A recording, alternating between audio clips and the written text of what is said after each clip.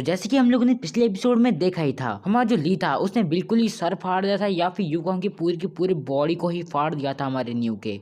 और अब आगे एपिसोड की स्टार्टिंग में हम लोगों को देखने को मिलता है जो हमारा न्यू होता है वो ऐसे जमीन पे पड़ा हुआ होता है, दो हिस्सों में बटा हुआ, और वहाँ पे जितने भी लोग होते हैं सारे के सारे देख रहे होते हैं कि ये तो क्या ही कर दिया इस बंदे ने। और देखते ही देखते वहां पे सिर्फ ली ने सिर्फ उस बंदे को यानी कि न्यू को नहीं मारा, बल्कि उसकी जो कटाना थी वो ऐसे चलने लगी कि बिल्कुल ही सबको सबको फाड़ते गई, और काफी ज्यादा लोग जो है वो इस चीज के शिकार बने। और तभी जो हमारे न्यू का जो कजन होता है वो कहता है ये तो एक मर्डर है।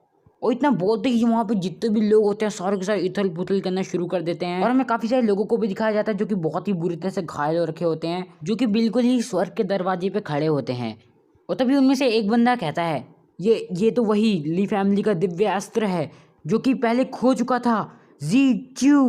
और तभी जो हमारा ली टैन होता है, और तभी जो हमारा सीन होता है वो शिफ्ट होता है और हम लोगों को दिखाया जाता है कि जो हमारा ली होता है वो बिल्कुल ही वहाँ स्टेज पे खड़ा हुआ होता है अभी भी, वो भी अपने दोस्त के साथ। एंड वो जो बंदा होता है हमारा ली, वो अपनी तलवार की मदद से उसी कज़न यानी कि न्यू के जो कज़न होता है उसकी तरफ इशारा करता है, और उस कज़न के जितने भी दोस्त होते हैं वो सारे के सारे बिल्कुल ही कुत्तों की तरह, मतलब जो कहते हैं ना जो गुरगुराने लग जाते हैं, वो करने लग जाते हैं जैसे कि पता नहीं मैं तुम लोगों के लिए ऐसा क्यों करता हूँ। खैर तभी जो हमारा ली टैन होता है वो बोलता है, और तभी जो हमारा ली होता है वो बिल्कुल ही अपने स्टाइल वाले मोड में आके कहता है तुम लोगों के पास बस और बस 15 मिनट हैं, या तो यहाँ से भाग जाओ बहुत ही बुरी तरह से, वरना मर जाओ मेरे हाथों से।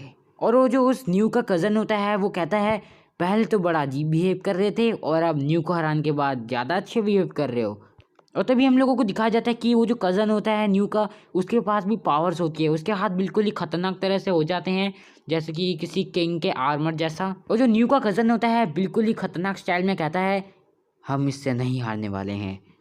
और तभी उसके जितने भी दोस्त होते हैं सारे के सारे तैयार हो जाते हैं, उसकी उसकी बात समझ जाते हैं उसके कज़न की, और कहते हैं हमारी चॉइस है कि हम तुम्हें मार डालें। और वो उसकी तरफ बिल्कुल ही हमला कर देते हैं हमारे ली की तरफ वो सारे के सारे। लेकिन जो हमारा ली होता है वो भी अपने गॉड मोड में आ जाता है, बिल्कुल ही अपनी तलवार को वो जमीन के नीचे एक बार टक सा मारता है एंड एक अलग सी ही वेव चलने लग जाती है वहाँ पे।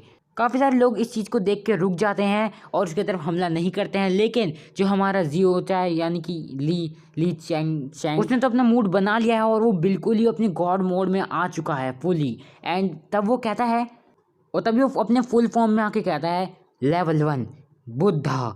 और इतना कहने के बाद एकदम से हमारा बिल्कुल ही ली जो होता है एकदम से लाइन की तरह जाता है, या फिर यूं कहूं कि ऐसे खतरनाक स्टाइल में जाता है जैसे आगे उसके अब कुछ भी नहीं है, वो बिल्कुल ही सबको वेव्स के तरह काटते हुए चले जाता है सीधे अपने कज़न की तरफ। और इस मूव का इस्तेमाल करके हमारा जो ली है उसने काफ़ी सारों की गर्दन वहीं पे काट चुका होता है, बिल्कुल ही कुत्तों की तरह मारता है इन लोगों को पता भी नहीं चलता। यहाँ तक कि वो जो कज़न होता है वो भी कहता है वाह क्या शार्पनेस है इसकी। वो पकड़ तो लेता है लेकिन तभी उसके हाथ से वो चीज़ छूट जाती है एंड वो सीधे गला सा काट देती है। और वहीं पे हम लोगों को एक क्रिम्सन लोटस नाम की एक चीज़ दिखाई जाती है जो कि बिल्कुल ही खून ही खून की होती है, और देख के तो ऐसा लगता है कि हमारे जो ली है उसने सबका काम तमाम कर चुका है वो।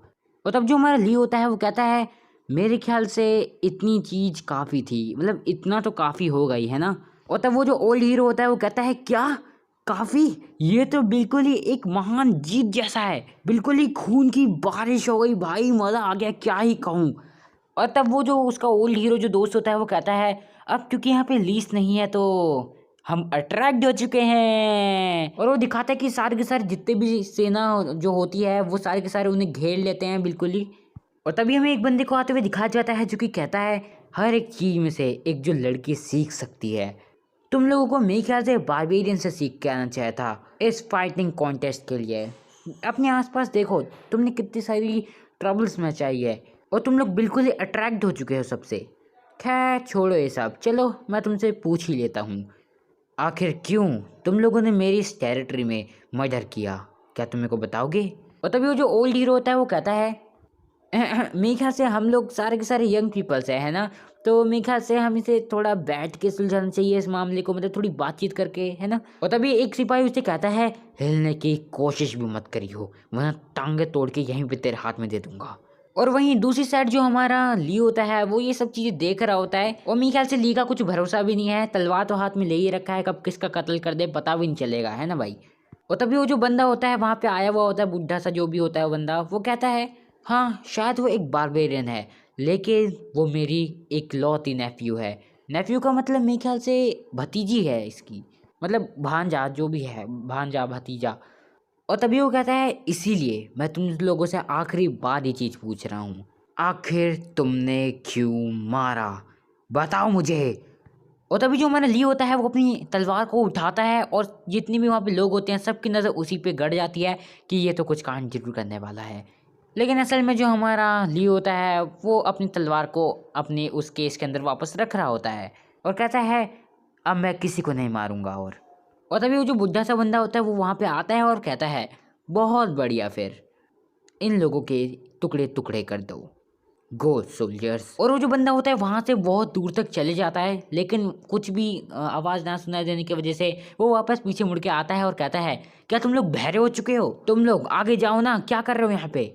लेकिन जैसे ही वो बंदा आगे की तरफ देखता है तो उसके भी पसीने छूट जाते हैं बहुत बुरी तरह से, और वो असल में देखता है उसी कज़न को जिसकी अभी अभी गर्दन काट दी थी बुरी तरह से हमारे ली ने। और अब वही बंदा उठता है और रिट्रीट बोल के वहाँ से भाग जाता है। और तब जो हमारा ली होता है वो भी कहता है चलो यहाँ से चलते हैं। और तब उसका जो ओल्ड जो हीरो होता है वो दोस्त उसका, वो कहता है क्या ली, क्या तुम यहाँ पे मतलब किसी से शादी नहीं करने वाले हो।